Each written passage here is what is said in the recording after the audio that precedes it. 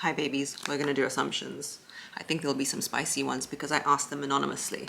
And when you ask things anonymously, people talk more honestly or sometimes more aggressively. I thought it was a really interesting subject because I do get a lot of assumptions. So I was like, let's funnel them down and put them into a specific list. I'll do the assumptions from the anonymous website first, and then I'll go onto my Instagram because those will be more personal. The Instagram will be more personal and the anonymous will be more spicy. Love this cup. Thank you, ma'am. So let's do this while the baby sleeps. In 2 hours, we've got to study. We've got to talk to clients. Let's get this show on the road. You'd leave your husband for a celebrity. Never. Oh my God. Can you imagine living the celebrity lifestyle? Like, I cannot. I'm somebody who studied acting and love it and wanted to act. There's got to be something that you're trying to fulfill if you want to be in front of so many people. I'm even speaking about that for myself when I was younger, when I wanted to do that. Being married to somebody like that, it would just be so much pressure. It would just be so many eyes, honey. No, that's why I don't even let my husband get an Instagram. You and your husband don't have a lot of fun together or aren't silly, okay? Sometimes I actually wonder if we're too silly. My stepdad, or my mom's partner, said that him and I have like our own world. Like, we pretend to be like things, and I know it sounds a bit weird, but like, we have our own like vibe. Like, we are so weird. It's actually on another level. I think if you want to have a really good long-term relationship, it's got to be sexual. It's got to be stable, as in like committed, as in you guys both decide on how you're doing it, and it's got to be friendship. And that's the silly part. You married your husband knowing that he would provide. As you hunted him down prior to social media, what would you have done? Very interesting question. I will layer this question. First question is, you married your husband knowing he could provide and hunted him down. No, my whole thesis is to not hunt men. I was so not hunting, like deathly, to the demise of myself. I was not hunting. I met him after having broken up with my past relationship only a few weeks after. I thought he was awesome. At the time, this was 10 years ago, I did not see his career prospects. He was in an industry where in the UK, you don't make much money at all. It's like a public service industry.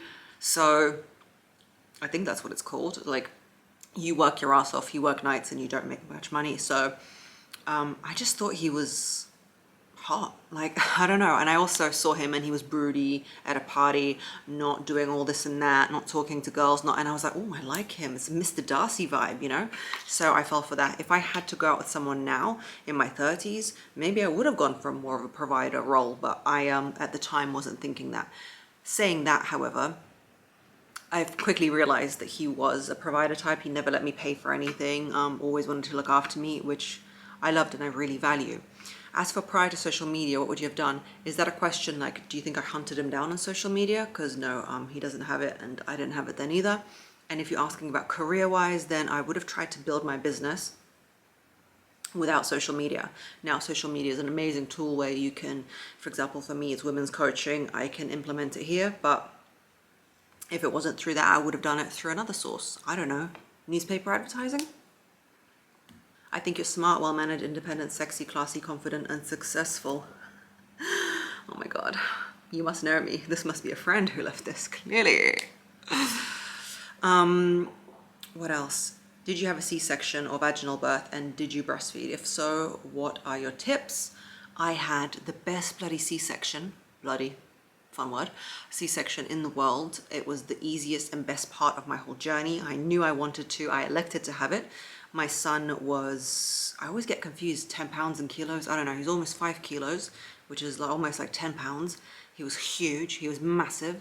And I was like, I'm not doing that. At the time, I had hyperemesis gravidarum, which means you're sick all the time. I had no strength, no power. The whole pregnancy, I was like this depleted, skeletal, throwing up golem, like me, Schmeagol in the corner. I was like, no. Somebody do the birth for me. Doctor, you look good, you do it for me. So I actually loved it, and I walked the day after, I went to get a coffee. Because of the anxiety I had with my pregnancy, because of the condition I had, jokes aside, I knew that I wanted to be in capable hands to deliver this child, because it was a long time coming and it was the best decision I made. Positive C-section story. I have it on my channel. Breastfeeding till 7 months. Leo then decided he doesn't want to do it anymore. He was like, no, thank you. And it was easy for me comparative to most people, as in like from the stories I hear that it's hard, but it was also hard with the like doing it and then the attach, like it's a full-time job. So that's a fact. Are you still in love with your marriage? I'm under the impression that love fades. Babe, this is the thing, okay? Love does not fade, love changes, and you've always got to reinvent yourself. I've reinvented my relationship, I would say, like 3 times. It's been through different moments, and I would say right now I love my husband the most that I loved him. In the middle, I loved him the least, and at the beginning, I loved him the middle. Maybe, I haven't really thought about it, but you can reinvent your relationship because you can reinvent yourself. Do a little Madonna tour, you know, just reinvent yourself consistently, and it's like being with different people. Not literally, but you know what I mean. My husband works often and doesn't sleep in the same room as myself and the baby due to noise. Our intimate life is dead. He says he's overworked and tired. Am I gullible to believe him? You're not gullible to believe him, because if you're going to be with a husband, you've got to have some kind of notion that you're going to believe what he says. You know what I mean? You've got to, a part of you's got to be vulnerable enough to say, I'm going to believe this person because I chose them to be my primary partner in life, right? Up until a certain point. So you just choose to believe him up until a certain point and take the pressure off the situation. So let's say this is happening now, it's December. Choose to believe him for 6 months. Say, darling, I believe you, and you will take care of this, and completely take the pressure off. Because if this is the reality of the situation, that he's overworked and tired, then you putting the pressure on is not going to add to your marriage. Controversial opinion. Right now, we have 2 bedrooms. We're sleeping in the same room. But for a while there, we were sleeping in different rooms, and I loved sleeping in different rooms. I think it's the most amazing thing. It's like dating again. So when you want to sleep together, you've got to be like, oh, do you want to come to my room? I think all the like sleeping processes are easier when there isn't someone near you. If you look into Ayurveda, they even say you take on someone's energy when you sleep next to them in the same bed. And if they've had a hard day, you have a hard day. With a young child, Leo's now 2, before that, I did not want to battle for sleep. It's not happening. And don't let societal pressures with the whole like everyone's got to sleep in the same room and cuddle get to you. Give your relationship space, because if the rubber band pulls apart, it might come together even closer. You rarely feel depressed or down. I don't want to say I don't, because I don't want to discourage you that I am like some happy subhuman person or superhuman person, but I have such reverence for life that if anything, I probably get anxious with all the things that I want to achieve and do, and be the best I can be, as opposed to feeling down and depressed, which is like the opposite spectrum of that. I am a Leo rising. I am not a Leo rising. I am a Cancer rising. That's why I've got a hard outer shell and I'm very soft on the inside, and I'm all about my family. But yeah. You smell rich. And another comment I got was, you never smell bad. You guys, you think about my smell a lot, don't you? I smell like every other person, but yeah, I smell rich. Let's just say I smell rich. This comment was interesting. I wasn't going to address it because I had a couple of hate comments about my child, which if you know me, you know you wouldn't say to my face. But this one is interesting. This one's actually a conversation piece with mums. You let your son watch TV and tablet, even in the car, because you're lazy and you just want to post on social media all day. This conversation piece is more broad and interesting. I think when you watch people who create content online or talk to you, you've got to understand that you're watching a 5-minute snippet of their day. If you look at stories on the top of the thing, it's only like 2 minutes, 1 minute, 1 second. You know what I mean? And all of it makes up like maybe 5 minutes of watching for you, but that's 5 minutes of someone's day.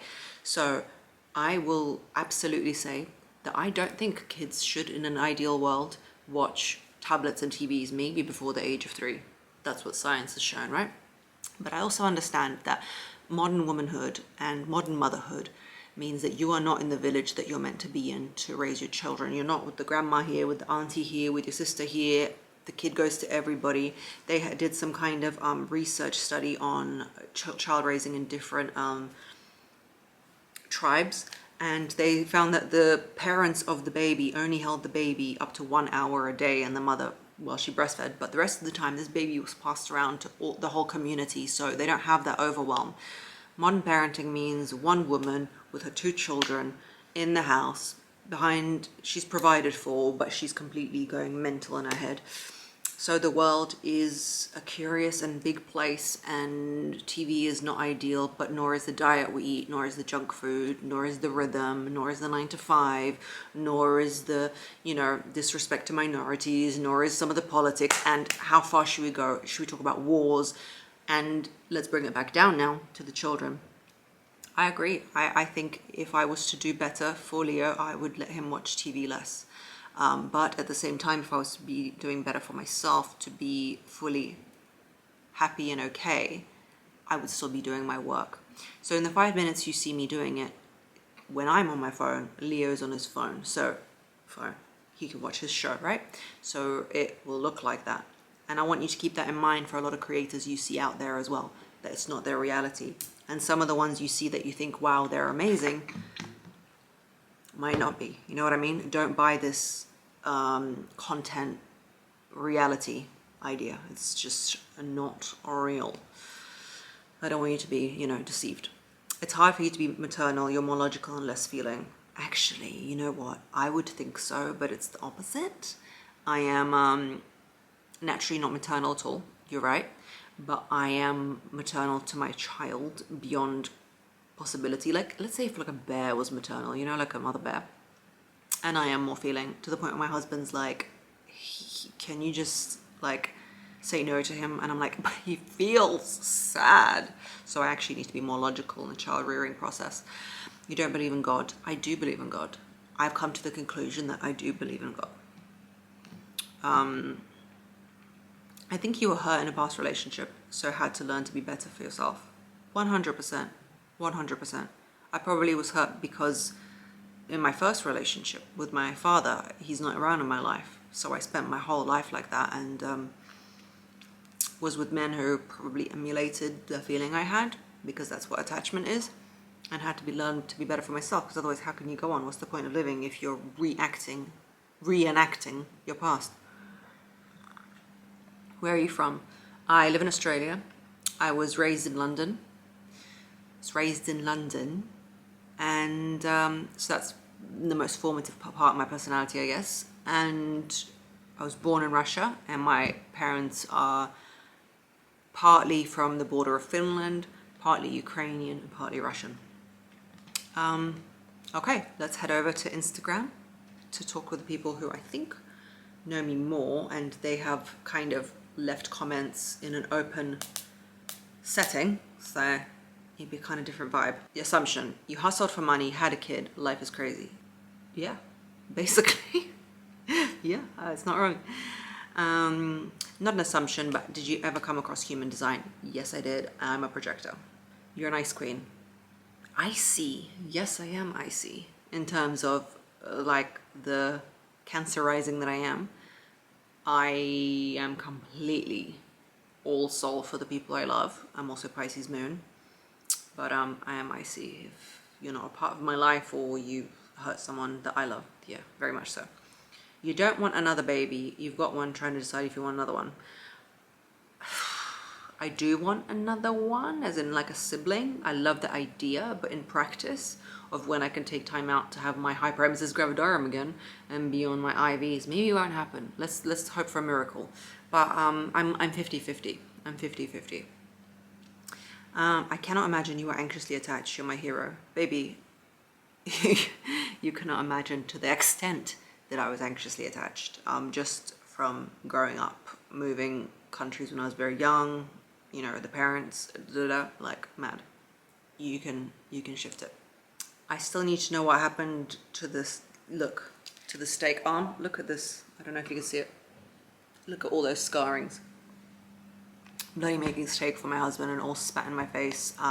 You hated living in the UK. I didn't. I loved London so much, and my husband had to work bloody hard to get me to move.